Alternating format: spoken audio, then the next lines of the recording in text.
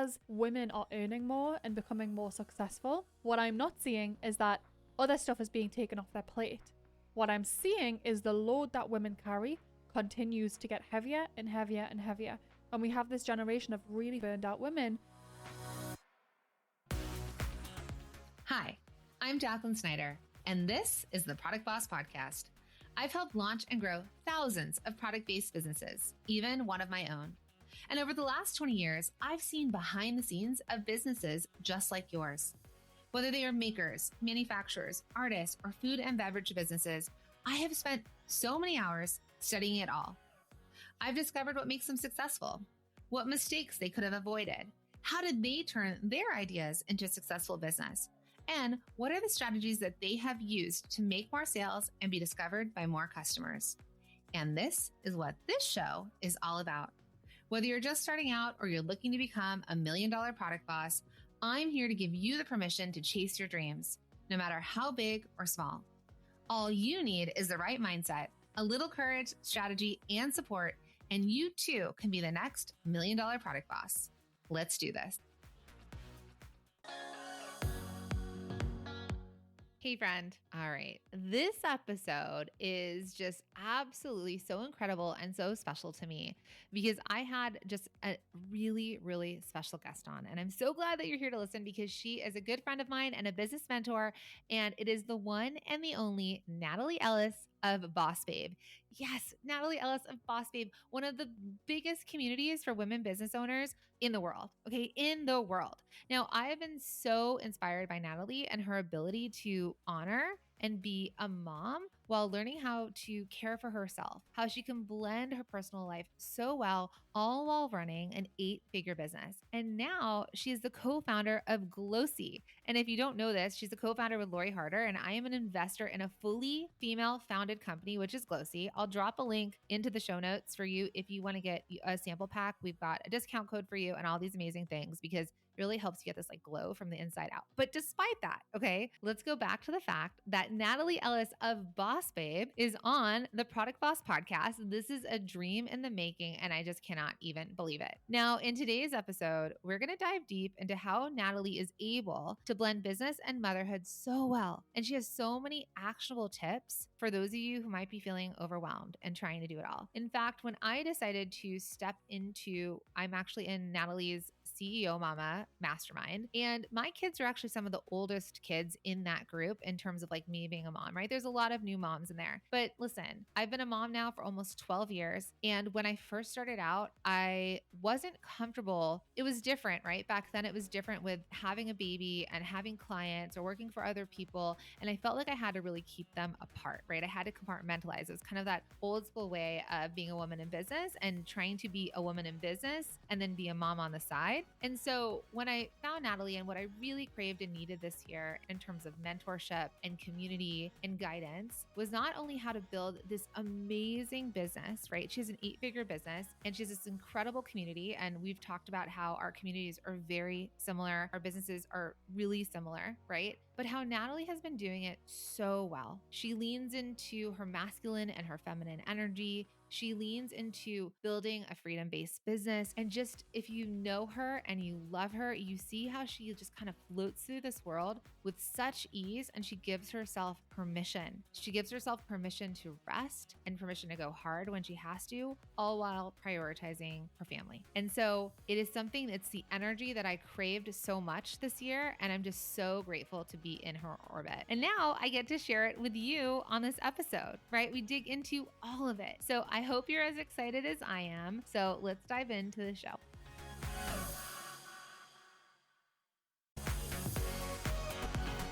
Hey, Product Boss. So listen, when it comes to marketing, especially for business owners, one of the biggest and latest trends we keep seeing pop up is AI. I mean, at this point, I'm pretty much convinced that there is an AI app out there for everything, or at least that's what it seems like, right? And with AI usage increasing to over 53% since last year, if you haven't considered it yet, you might want to so that you don't get left behind.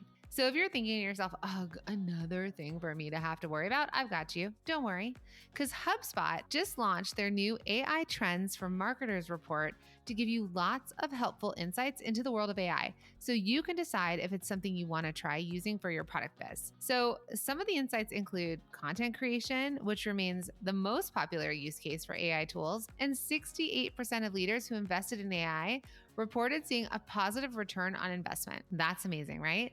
This is the easiest way to stay on top of all the things AI and marketing related. So make sure you grab your copy today. Go to hubspot.com/marketing to download it for free. Natalie, welcome to the Product Boss Podcast. Thanks for having me. I'm excited. Oh my God, I'm so excited to have you here. And your podcast, Boss Babe, and everything that you've done and you've taken over the helm of and everything. You're just so good at everything that you're doing. But if people don't know Boss Babe, which I don't know how they wouldn't, but if they don't know Boss Babe or you, would you mind just kind of introducing yourself? Yes, I would love to. So Boss Babe is a media brand for female entrepreneurs. So we have a podcast, a newsletter, membership, an accelerator program, and we have a mastermind called CEO Mama for CEO Mamas. And I am obsessed with social media, Instagram specifically. I love it. Funnels, automation, systems. Like I really love running an online business. I love digital marketing. So yeah, that's a bit about us. But the thing that I would say we're most known for is probably our Instagram. We started with very sassy, tongue-in-cheek quotes for ambitious women at a time where I feel like all the quotes out there were like men in suits, and it was very much Forbes buttoned up, and we started putting a very different spin on it. So most people, when they've heard of Boss Babe, have heard of that, and it kind of built itself into the brand it is now, just based on what our community wanted and needed. Amazing. And I'm a CEO mama, which I so appreciate because, we were just chatting before, and really for my generation, I feel like I had to compartmentalize being a mom or being an ambitious woman in business. And I didn't feel like I could blend them all. And the blessing I think that came out of the pandemic was that everybody was forced to blend it all. Like, do you remember the news channels where like there'd be the newscaster and like the kid walked in and you're like, you've got Iconic. kids. Yeah. Iconic. And it was yeah. a guy, right? Mhm. So it was like the fact that it was happening to men and to women, and it was finally like this blend that we all had to really put it all together, like the messy, but then keep going. I think allowed for it to be different. But before that, I didn't have that experience. I felt like they had to feel separate. Yeah, I know. And that's a big reason I wanted to create CEO Mama. Not because I'm an expert by any means. My daughter's only 2 and I'm still every week figuring out how this works. But I didn't realize how challenging I would find it. I had so much of my identity wrapped up in my ambition and my business and achievement and all the things before I had my baby. And entering into early stage motherhood, I feel like it rocked my entire being, really. It made me question, who am I? What do I care about? What are my priorities? And how do I be a really devoted mother and still run the business that I'm used to running? Because honestly, before I had my baby, I didn't think I'd want to be as present as I do want to be. I'm quite happy admitting that. I thought I'd be quite fine dropping her off at a nursery, picking her up at the end of the day and spending that morning and nighttime with her. And when I had her, I realized that wasn't my truth. And I could never have seen that coming. I watched friends have kids and I seen them change, and I just thought to myself, that won't be me. I know exactly who I am. I thought I had a really strong sense of who I was, and it changed everything for me. And when I was really struggling in the beginning, I just put together a really informal mastermind of friends who were also going through similar things. And it was not about any of us being experts, but more so us having a space and a place to talk about what we're going through. And it was so helpful for me, but also all the other women in there. I thought I have to make this available to more women. And it's been incredible, because what I love so much about it is there's women who have kids of all different ages, and I feel like we can offer each other so much perspective, whether it's from a business lens or a motherhood lens. Like I can offer a lot on the business side, very little on the motherhood side. Or, if someone's coming in with a newborn, I have that kind of perspective. So I think women getting together generally and finding their community and having really transparent conversations, especially when it comes to motherhood and business, is really, really important. Agreed. And, what was interesting is that the retreat, and these are all 7 and 8 figure business owners, right? So doing amazing things that our grandmothers and mothers even couldn't even dream of. But then I remember like husbands were bringing babies in and moms were nursing on the floor. Or like I remember at one point, you're like, what's that sound? And we're like, oh, so and so is pumping. I'm so far past that, but I'm like, I love it. Like, I love that we could integrate, right? Like, that it doesn't feel that it has to be so separate. And so, yeah, sure, I wish that I had it when my babies were younger, but at the same time, it's okay. And I have it now. And we may not have gotten here had we not also had the last several years and the way that things had to happen, you know? So it was pretty cool to see. And I love that, like, there were husbands waiting in the outside the Yeah. conference room. I know the whole dynamic, it's like flipped. And I think that's really important too because there's more breadwinning women in American households, especially now than there ever has been. And I think that is phenomenal. I think that's incredible. And at the same time, there's not a blueprint on how women can do this because as women are earning more and becoming more successful, what I'm not seeing is that other stuff is being taken off their plate. What I'm seeing is the load that women carry continues to get heavier and heavier and heavier. And we have this generation of really burned out women. And it's no wonder because they're holding the financial weight for their family. They are often the default parent. They are the one that's running the household. And we all know women have a lot of capacity, but at the same time, you can really see the impact that it's having on a lot of women. And so I don't think there's this blueprint of like, here's how to do it effectively. Here's how we can do this. We're all kind of in this together, learning one step at a time, and also really learning from having transparent conversations with other women.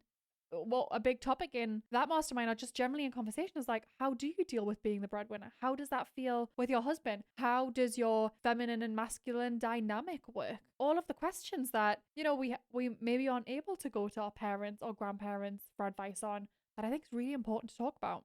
100%. You know, it's like it's that saying when you see like a dad at a grocery store and they're dealing with a baby by themselves. They're like, "Oh, you're such a good dad." And when it's the Uh-huh. mom, you're like, "Can you quiet your child down?"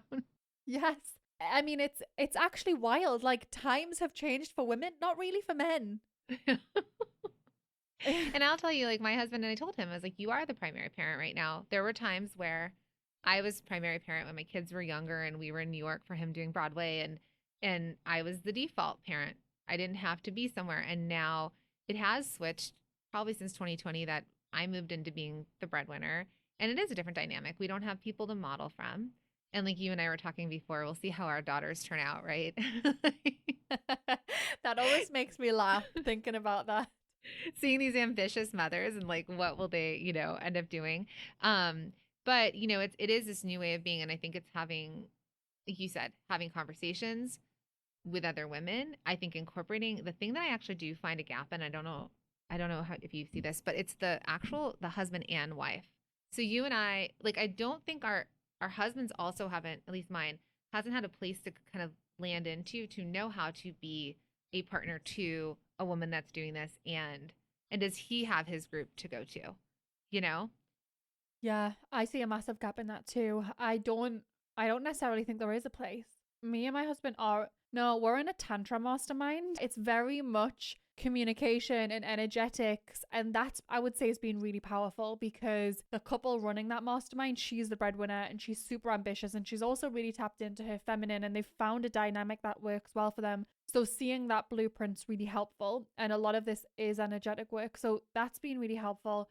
But I don't know of, and maybe people can reach out to us, many places where couples can go for that support and can work together on that because I know it presents challenges for us, but it also presents challenges for husbands because they're used to, you know, in the past, their place, they knew what their place was, they knew what their contribution was. And now, you know, it's a whole generation of very independent women. And I'm sure for the men, that also must be really, really challenging. My husband says all the time, he's like, figuring this out one day at a time.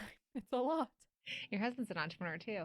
Yeah, and they also weren't modeled it, right? So it's sort of and again, we're modeling it for our kids. We're kind of just paving the way forward, and each one of us is stumbling over and tripping and making mistakes, and we're kind of learning, and if we share with each other. So it is really interesting kind of flipping that into becoming the breadwinner but then holding it all. And so one of the things that I've seen with you that I've been so interested in, so my this year for me, I actually did want to tap back into my feminine. I think I always prided myself on the masculine energy, if that makes sense. Because I think the feminine energy for so long to me was like weak and dependent on other people. And then one of the things that you really share is like, how can we hold both? So, do you want to dig into a little bit of like how you can be this amazing businesswoman, a mother, and then hold both masculine and feminine? Yeah, I think that's such a good conversation Because I will also say, before I became a mother, I did associate motherhood with being in your feminine. And actually, now that I am a mother, I'm like, so much of this feels very masculine, actually. It's a lot of, running things and, being super vigilant, being on it, being very organized, being very structured, holding a container, especially, the age my daughter is at. I'm constantly holding a container for all of her emotions. And it feels like a very masculine role. So a lot of this I find to be very fluid, but learning how to be in my feminine has been really, really powerful for my relationship, because in the past, when I've been really heavily in my masculine, things in my relationship don't go so smoothly. And I would say that was definitely the first couple of years of our marriage was that. Whereas over the past few years, I've really learned how to be able to tap into both. So one big shift that I saw, I always associated success and work as being in masculine. And what was really interesting for me was to start to look at the parts of my work that feel really feminine. And that's the creative space. That's a lot of the ideation. That is a very feminine energy. We are life creators, whether that's human life or whether that's breathing life into our products and services that we have. So it's been really interesting for me to just to be able to acknowledge, okay, that's the energy that's needed from me in this part of my life. And having a really integrated masculine is really important because it holds my team accountable. It makes sure that I'm hitting deadlines, I'm moving ahead, I have goals, things like that. So integrating it into my work was one thing. And then also integrating it into my personal life, having that healthy masculine is really important because it helps keep the household run in a really structured way. Being in my feminine more in my personal life looks a lot like being willing to receive help. When we are very independent women, it can be really easy to just want to take on everything ourselves. It's faster and easier if I do it. Oh, don't worry, I've got it. And actually, it's a lot of times a big practice for us to let go of needing to do everything or having everything done to our standard, and allowing our partners to actually support us. So let's say you're the one that earns the money. Could your partner be the one that manages the money? What do they do in the relationship that still feels like they can contribute in that way? Or if you're the one that's always managing schedules for the kids, can your partner be the one that's managing schedules for you two and your date nights and times that you spend together? We have little instances of it throughout our whole day. So every single morning, my husband's the one that gets up with the baby and then also is making breakfast for me. And in the past, when he tried to do things like that, I would just jump in. I can help. I can be helpful. I saw so much of my worth tied up in how helpful I was. Whereas my practice in the last few years has been really letting him do it. I'm going to lie in bed and do absolutely nothing and feel great about that and not let the guilt or whatever it is seep in and not see my worth so tied up in the doing. Or like a conversation that you and I were having was about the importance of really hiring support if you can afford it. Whereas when we have a lot of our worth tied up in the doing, we're just doing, and we can be very much in that masculine. Whereas if you can allow yourself to have support, you can practice that receiving. I think it flows into a lot of different areas of your life. Does that make sense? 100%. Yeah, the receiving part, I realized it's so funny. We came back. I saw you were on this retreat. I was really getting into my feminine, and I get back and it was raining in LA. And my husband walks up to the car with an umbrella so that I don't get wet. And I was like, no, I'm okay. It's like, hold on. Thank you for being a gentleman. Isn't it funny though? Our default is to be like, no, I got it. I'm good. And when we see it as, oh, that makes him feel good to be able to hold the umbrella, it just switches it right away. But you're right. Like you have to catch yourself in it. And when even operating in a certain way, right? Because like we were saying, there was probably this level, at least for me, I'll say, I really rejected the quote unquote like feminine when I was younger because I didn't want to be a housewife, a homemaker, like the things that I saw that kept my mom stuck, right? And so, they had taken out, we were no longer learning how to be homemakers or how to balance a checkbook or any of that stuff. And I was like, I'm just going to go full into this. And it's interesting coming back at it now where it is that receiving and it's not a place of weakness, but rather it is a place of power to be able to accept help, to receive. And it does, it like really just helps release, like you said, the guilt and the toll on my like body and my system because it starts to balance things out a little bit better. Yeah, I completely relate to that. I definitely, probably in my early 20s, if you'd asked me what the feminine was, I would have probably said it was quite submissive. And what I've come to learn is the feminine is very powerful and not submissive at all, but powerful in a quieter way. than the masculine. The masculine might say, I want this, I'm going to get it this way. It's very much that going out and getting it energy. Whereas the feminine energy is more like you attract and you put out what you want, but it's in a more energetic way. Like you said, when you came home, your husband brought the umbrella out for you. It wasn't you had to demand it or ask for it. It just kind of happened. And there's a lot of, you can really see your own power in that. And that's the real shift I had to make, because like you, as someone that really wanted to be ambitious and to have a different life to what my mum had, I thought that I had to operate very much in my masculine, and I associated the feminine as being very weak, and I wanted to be everything but that. Whereas when I could flip it and see, maybe I could get more of what I want by being in my feminine, now I'm interested. I'm not saying that's the right way to see this, but for any women that do have that perception, that is a good way to flip the script. Like, actually, you could probably, like, what I noticed with my husband is I get way more when I'm in my feminine and when I have that kind of quiet power than when I'm like really in my masculine, demanding, controlling way. He will repel that and will not do the things I want him to do. Whereas if I flip it a little bit, I'm going to get what I want way more frequently. So kind of effective too. I know. I remember we were learning about it. I was like, this feels like magic. But Yeah. or manipulative. I don't know. But it was like, yeah, they want to Both. do, right? They want to give. It reminds me of this, like my big fat Greek wedding, when she's like, men are the head, but women are the neck that turns the head. There's that saying. And I didn't really understand it, but I was like, like there is this level of that when you do step into your feminine. What I've been learning is just that it can start to shift the situation and does take you out of that conflict. And then there's also like eases, it's just that ease of not feeling like we have to do everything at all times and being in that energy, because either one, you don't want to be too far into either, right? It's that yin and yang. It's that balance. Hey friend, so I am back with another podcast recommendation, and this month I am all about the Inclusion and Marketing Podcast, hosted by the incredible Sonia Thompson and brought to you by the HubSpot Podcast Network, the audio destination for business professionals. Sonia does an amazing job of diving into important topics like belonging, customer experience, and diversity, and all of the things that you can do when thinking about your business. She also gives you practical tips and advice on how you can authentically practice inclusive marketing with your own business. Now, one of my favorite most recent episodes is where Sonia discusses with Dale Bertrand, founder of Fire and Spark, an SEO agency, about smart ways to brand, like yours, right? And it can be more inclusive with their SEO strategies to think through the different identities of your ideal customer and capture more would-be customers. This episode has so many amazing takeaways that you can start implementing in your SEO strategy as soon as today. And you know that we love a good SEO strategy. When it comes to effectively marketing your brand and products to your customers, listen to the Inclusion and Marketing Podcast wherever you get your podcasts. Now back to the show. Happy holidays.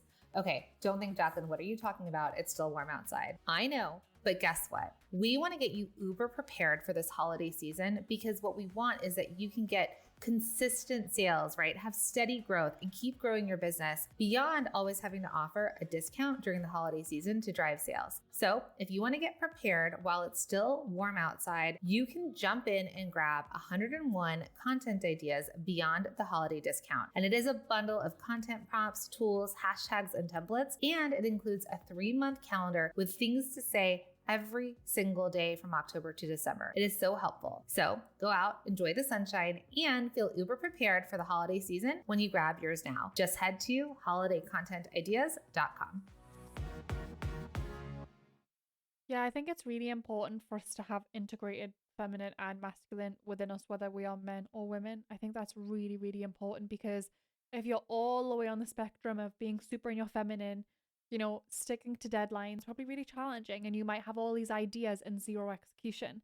And then on the other side, you might be foot on the gas 100%, but you're burning out constantly. Whereas I do feel like when you can integrate both, it's a much healthier place to be, and it feels better on your body. So what I realize is when I go too far on my masculine side, I'm way more burned out. My hormones are not in the best place. It feels like it's just all go, go, go, and there's zero time for replenishment. And so when I am in balance, I feel better. What I will say, I have noticed keeps a lot of women stuck in the masculine. If it's their default, they find it a lot easier to do and to execute than to look at their the feminine way of being, because it's really, I will say I think it's quite deep work. And I think it will have you question a lot of things about yourself.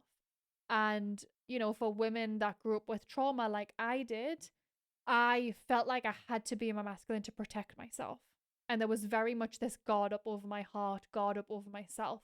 If I'm the one doing, I'll always be helpful. If I'm the most helpful in the room, then I'll always be valued and I'll never be neglected, right? Like I had all of these stories and narratives running for me. And, I'm never going to show all my cards because then I'm too vulnerable. And so I got to probably an unhealthy masculine where it was really so easy for me to be in that place, but it also wasn't getting me what I wanted. I wasn't getting that level of connection in my relationship. I wasn't, I feel like for women, a lot of our power is not in our head, it's in our heart, but I wasn't unlocking that. I was very much in my head. And when I've been able to drop more into my heart, into feminine leadership, I also notice I just get better results across the board. So there's a lot to be said for how powerful it can be. But I do think it's very, very confronting. And I think that's why a lot of women who do grow up with that kind of trauma find it really, really hard to do that work. And it's not an overnight shift where you say, all right, I'm going to be my feminine now. It's, oh, well, another thing I had was all my worth is tied up in my doing. And if I'm not helpful, will I be abandoned? If I'm not helpful, will people think I have any value? And I had to do the work to question all of that. And that's not easy. Mm-mm. And it's amazing because I didn't realize how similar our stories were, and they're very similar in a lot of ways. Um, and it's been years and years and years, and each time I learn something new, or I learn a new way of being, it peels it back a little bit more, and it peels it back, right? But it's life's work. I had this moment the other day actually where, oh, it's so crazy. My mom she was giving me all these like keepsakes, and she found this letter that I wrote to my parents when I was 12. It was like my 12th birthday, and it was such a core moment. I remember in a childhood wound, and it was crazy that I documented in this letter to them. I was like, so sorry. It was crazy. Yeah. I got in trouble at my 12th birthday because there was a boy. It was a whole thing. And reading it though, I was like, wow, I was able to almost have this perspective. Like that was a childhood wound that I've taken with me. And now that I'm 42 going on 43, I can't believe I've carried that 12-year-old's thing this whole way through. But would I have been able to see that had I not done all the work that I've been doing and tapping into different things and psychologists and life coaches and breath work and plant medicine and all the things, right? Like, I don't know that I would have gotten there, but it is really interesting to see, to like be able to track your wounds. And it's not just in my brain, but it's like, oh, perspective. That was a 12-year-old's thing, and it's not me today's thing. So it is really interesting. Like, I guess I want everyone to know is like, you and I do a lot of work. We do a lot of self work. And so how much do you think is related to your success as a woman in business? Like, because there's a lot of people who haven't tapped into this sort of working on themselves. So they're more in the, I'm going to do, I'm going to make, I'm going to sell, but they're not necessarily working on their own growth. So I will say, I think a lot of my upbringing and my childhood really supported me in my business success, because being able to tap into my masculine in that way, tap into that level of drive and ambition and this desire for independence was incredibly powerful. And so in a way, I wouldn't change any of my upbringing. Probably could have been healthier, but I wouldn't change it because it gave me this level of drive in my 20s that I didn't see many other people having. And probably assuming the same thing for you. So that contributed to a lot of my success. What I will say is doing the inner work has contributed to my fulfillment and my happiness, because I had a lot of success at a very young age, but I wasn't happy and I wasn't really in a place to enjoy that success. I was always on to the next, on to the next, on to the next. And I had this idea that the more successful I became, the more secure and stable it would be, right? I couldn't lose it all. I couldn't be abandoned. Like all of this stuff, I felt more protected the more successful I was. I felt more valuable the more successful I was. But internally, nothing had shifted. I was still that, 20-year-old that was still trying to prove something, that had this chip on his shoulder of like, I never fit in. And none of that changed through success or bank accounts or anything like that. Like, I remember thinking I'll hit a certain number in my bank account now and I'll finally feel like I belong, or I'll finally feel happy, or I'll finally feel settled. And none of that ever happened. And I started doing really deep inner work when I was 25 with plant medicine, hypnosis, breath work. I mean, I threw the kitchen sink at it. And from there, I started to take away a lot of those different layers. And it was, I mean, it's still very much ongoing work. But like you say, it's been this delayering of being able to acknowledge where certain patterns are coming from. And even the big shifts I've made in my business in the last couple of years have come from doing a lot of that work to realize it's not just about chasing the next arbitrary goal. It's about, how do I feel doing this? Am I happy? Is this what I want? Am I taking enough time to actually enjoy what I've built? You know, is anything ever going to feel enough? Because if I'm constantly chasing and feeding this hungry ghost, nothing's ever going to feel good enough. But doing this work, I've been able to get to a place where actually I feel like I have more than enough, and everything I do now is beyond enough, and it's above enough. And so with that, I'm a lot more discerning about what I will and won't do, what I say yes and no to, what I will launch, won't launch. Um, we hit our revenue goal earlier this year for the whole year, and I decided I'm going to take the summer pretty much off. Whereas the previous version of me would have been like, well, that means I can double my revenue, and I would have pushed harder. So it's contributed a lot to my happiness and my fulfillment, but having both has been really, really powerful. It sounds like you've had quite a similar journey too. Yeah, I agree. Like I wouldn't trade any of it. And I think the more I work and like I wouldn't. It all happened for how it should have happened and where I am and like my impact on trying to help women globally make their own money and always have opportunities and options and safety and security because they feel confident, empowered, in community, seen that they can make their own money. And if they want to do it as a part-time thing, if they want their husbands to be the breadwinners, if they want to be the breadwinners. But if they want to get divorced, they can. If they are a single mom, they can. If they never want to have a child and they want to live their best lives and go on cruises, like whatever they want to do, I just want women to feel empowered. And I think that the tool is being able to make your own money. Because then, as long as you've got your needs met and then you're able to try and live the life that you imagine, you can, right? But it takes empowering Oh, yourself I first. couldn't agree more. I really feel like the biggest freedom is having the choice. And a lot of women before us didn't have the choice. So to have the choice now to decide, I want to go part time, I want to slow down, I want to get divorced, I want to do it this way, I think that is really powerful. And I feel really similarly. I don't want women to have to be stuck in really toxic situations because they don't have that independence themselves when they are capable of it, and there's so many tools that can support them in getting there. And women have more rights now than they've ever had, so to be able to equip them with those tools, I think is really, really important. I was going through old stuff again, and like my grandma, because my half my family's from England, and my grandma's passport was on my grandpa's. Like it was his Oh face my. and her. Oh, so she couldn't have her own? No. So if she had to travel internationally, she traveled with my grandpa, Doesn't that blow your mind? right? I didn't even know that. Blows my mind. And now she looks at me like during the, when she'll come over, she's like, "You work all the time." Yes, Yeah, she must Grandma. think it's wild.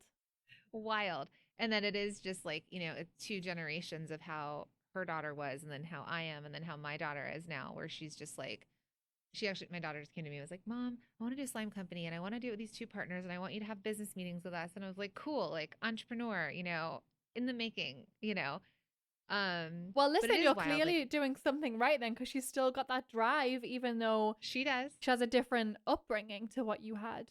Yeah, my son, it's also amazing because I know right now you just have one, but like your kids, when they're like, chicken or the egg or like nature versus nurture, they just come out the way they are. So my son is very different than my daughter. I feel like that. I feel like I just came out a different way. I came out and I was like, yeah, I'm ready. I'm here. I'm a presence. There's no getting around that. Yes. 100%. So, but yeah, I mean, and I mean, I know I'm doing things right because I also know like when I see them act when you see your kid go to school, for example, kids feel safe at home. So they'll act a very certain way at home. Like when they rage, it's because they feel safe. But then when they're at school, people are like, they're polite and they're helpful or whatever, you're like, okay, I've raised them right. So we're figuring it out. So I've got to, so when we talk about, you were talking about hiring before, and one of the biggest obstacles I see people say, and we know product people are different because we have a lot of our money tied up in product and inventory. And so cash flow is different. But what would you suggest to people? Because they're doing it all by themselves and they keep saying, I can't afford to hire. I can't afford this. There's always that I can't afford. So for people who are, women that are listening, they're like, I'm holding all of it and I'm going to break. What would your suggestion be to them? So there's an amazing book that I recommend to anyone who wants to hire support, whether it's in the home or whether it's in your business, called Buy Back Your Time by Dan Martell. It's incredible. And there's one thing he shares in that which is really important. And it's a lot of times, especially in the early stages when we hire, we make the mistake of hiring for a specific role. So we might say, I really need help with marketing. So we go and Google a marketing role and a marketing job description and we put that out there and we're like, that's what a marketing person will do. And what we haven't done is really looked at all the things that we're holding and taken things off of our plate to give to somebody else. And so one thing he talks about, which I didn't realize I had done later on when I made a lot of mistakes, was instead of just putting these generic job descriptions out there, looking at your own plate and deciding, what do I want to take off my plate, and making that the job description. And so it's not this clean cut copy paste marketing manager. It's, I want some support in this area and I'm going to hire specifically for that, because a lot of times as business owners, we know that if we have more time, we can drive the business forward. We know what levers to pull. We can do that. But if we're so bogged down with doing absolutely everything, even if we hire support, we don't always find that the revenue or the profit grows. So that's one thing I would say that's an absolute game changer. And taking support in any way you can get it, I think, is really important. The load that we carry, it's just abnormal now compared to what it used to be. It really, really is. And so if there are places you can take things off your plate, go for it. If you can do swaps with someone else, if you literally can't afford anything, do swaps with someone else. If you can ask friends and family members or your partner for more support, really being willing to ask for and receive help and then do it in a very specific way that it takes things off of your plate, I think is really important. And then taking it a step further is making sure you've done enough work on yourself to be able to have those very direct conversations with your team, to hold them accountable to do the things they said they were going to do. Because I also see a lot of times people will hire and this person won't be performing, will not be really making their lives any easier, but they're uncomfortable having that conversation. They're uncomfortable saying, hey, you're not doing the things you said you were going to do, or you're not doing the things you were hired to do, and I'm having to pick up a lot of your slack. A lot of times, as a recovering people pleaser myself, I would say, it's fine, I don't mind, or they've got a lot on, or no, I don't want to upset them or anything like that, and I would tiptoe around it. And I got to a certain point where I was like, I'm not willing to tiptoe around everyone all the time anymore. I want to speak my truth, and I want the people around me to hold themselves accountable. And I think that's also really important, because you can have all the support in the world, and if you're not being direct with them about what you want, they're not going to know, and they're not going to be hitting the mark. Yeah, so good. And I think, going back to what we were talking about, masculine and feminine, it's like the masculine is like asking for what you want and being the doer and kind of like setting the standards of who's going to work for you. Right now, I know so many of my clients are dealing with people who operate their retail shops. It's like a nightmare in real life. Yeah. Oh, people, not coming in, and then they have to run the store, and, and feeling like slaves to the people who work for them. And they're like, well, they just decided they don't want to come in today because it's a summer Friday, so I'll have to go run the store. So I think there's that side. But then the side that we were talking about with feminine and asking for help and that receiving, it's the same idea. I think it's letting go a little bit of thinking that you're the only one that can do it all or do it the right way. And part of it is allowing for people to make mistakes and learn, and to onboard, to onboard or offboard or teach through the whole process. But it's that receiving of help. And I think if you're listening to this and you're thinking, oh yeah, it's really hard for me to ask for help or to receive help, or I feel like I'm going to be out of my power if I let somebody else step in, whether you're a man, woman, whatever. I think this, going from what we talked about there to where we are now, it's holding both, it's having your boundaries and then also asking and receiving. And I'm terrible at it. My husband will ask people, he'll ask our neighbors to bring our trash cans in. I'm like, how could you ask our neighbors? Mine too. He'll ask anyone for everything. Yeah. And I'm like, I have to pay the people. That's my thing. I can right? barely ring in a hotel and ask for them to bring me up something that I forgot. I'm learning. Yeah. And for me, I'm just I feel bad asking. So I'm like, I'd rather pay and have that exchange. And then he's always calling in favors. And I'm like, how could you ask people to do that? But I think it's learning from each other. But I just want everyone to know, you do it for a point by yourself. But if you want to get to that next level, you cannot do it by yourself. We're very good at having control issues, I think, as entrepreneurs, and everything needs to be done our way in our time. And if you really do want to grow your business, you have to let go of everything being done your way. And you have to be open to the possibility that someone else could actually do it better. Just because they do it different doesn't mean that it's worse. And if you hire the right people, they might actually do it better than you would have ever done it. And I think that's also a really hard thing for entrepreneurs to let go of, is that idea of control, or it's always been this way, so it should be. And someone comes in with a fresh perspective. And one thing I like to tell my team is, okay, test it. Like, and I'll sometimes say, I actually disagree with this, but I want you to test it. And sometimes it comes back and they're like sometimes we'll A/B test subject lines and I'm like, nope, I want this one. And they're like, cool, I'm going to A/B test it because I think mine's going to win. And if theirs comes back and they win, I'm like, okay, kudos to you. Like, I totally didn't see that. And I really appreciate that you were willing to fight me on that. I think that's really healthy in a team. 100%. So good. Oh my gosh, I could talk to you forever. But what I want to share with everybody is how they can also listen to Boss Babe. You're crushing it over there. You have like incredible conversations. It is similar to how we're talking today, where it's a meld between business and life and motherhood and all the things. So would you mind sharing how they can follow you and listen to you? Yes, we are on at the Boss Babe podcast. And yeah, we talk about, I feel like, every element of business, especially with the lens of motherhood and freedom and trying to do all the things and having good weeks and bad weeks. All the weeks. We're just having weeks. Neutral. It's neutral. Neutral. It's just a week. To wrap that one up. Oh my God. I know. All right, Natalie, thank you so much for being on the show. Thank you for having me. Been a game changer for me this year in terms of the shift. And you might be seeing that shift as well, right? This shift of my energy. And I really love to learn, and I always continue to learn. And then I bring it back to you here in the podcast and in my programs and all the things. Now, we both are so similarly aligned in supporting women all over the world to build businesses and lives of their dreams. And we believe it's totally possible. So I hope you love the show. Let me know over on Instagram. And like I said, we're both investors in Glossy. I will drop a link for you down below if you're like, I want to try it, because it's just so incredible. It's a hydration packet that as well, like it like creates a glow for your skin, right? It's skincare and hydration in one. It's just such a cool product that now she's the co-founder with Lori Harder on. And I know you've heard me talk about this with Lori on the show as well. So we'll drop that in. And if you haven't done so yet, would you mind leaving a review for the Boss podcast? Just pause for a sec before you move on with all the things you have to do today. If you feel called, it would mean so much to me for you to leave a review, and so that I can get the feedback. I read every single one of them. And if you have anything else you want to share with me, send me a DM over on Instagram. All right, my friends, I hope you love this show, and I'll see you in the next one.